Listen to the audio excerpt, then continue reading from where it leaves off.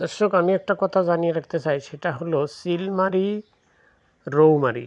চিলমারি রৌমারী থেকে যেটা বর্তমান একটা ব্রিজের খুব বিশেষ প্রয়োজন। এই ব্রিজটা হলে এই রৌমারী আর চিলমারী যদি একটা ব্রিজ সরকার যদি দিয়ে দেয়, তাহলে একে ঢাকা থেকে মনে করেন যানবাহন চলাচল করা অনেক সুবিধা হবে। আর এখান দিয়ে যদি আমরা উত্তরবঙ্গের মানুষ যদি এই দিক দিয়ে যাই, তাহলে অনেক সুবিধা হবে, অনেক যাতায়াত আমাদের টাকা খরচ কম হবে। আর ওই এলাকার মানুষগুলান যে এতটাই একটি দুর্ভোগ, যে এতটাই কষ্টকর, যে এই যে দেখে যায় নৌকা দিয়ে এই হাজার হাজার দিনে হাজার হাজার লাখ লাখ মানুষ পারাপার হয়। তো এই মানুষগুলান হয়তো একটু কষ্ট, একটু দুর্ভোগ হয়তো কমে যেত।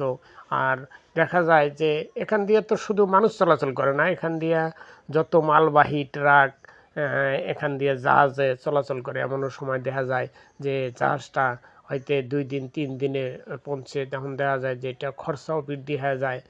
আর যেমন আমাদের ওখানে এই রৌমারী থেকে চিলমারী যদি ব্রিজটা হয়ে যায়, তাহলে উত্তরবঙ্গে এবং ঢাকার যেগুলো ময়মনসিংহ, জামালপুর, শেরপুর, তারপরে গাজীপুর, মাওনা, এদিকে যেগুলো মালামাল আসে, যেগুলো লোক যাতায়াত করে, এই দিক দিয়ে 2টা রাস্তা হলে, উত্তরবঙ্গের 2টা রাস্তা হলে তখন রাস্তাও জ্যাম কমে যাবে, মানুষও চলাচল অনেক সহজ হয়ে যাবে।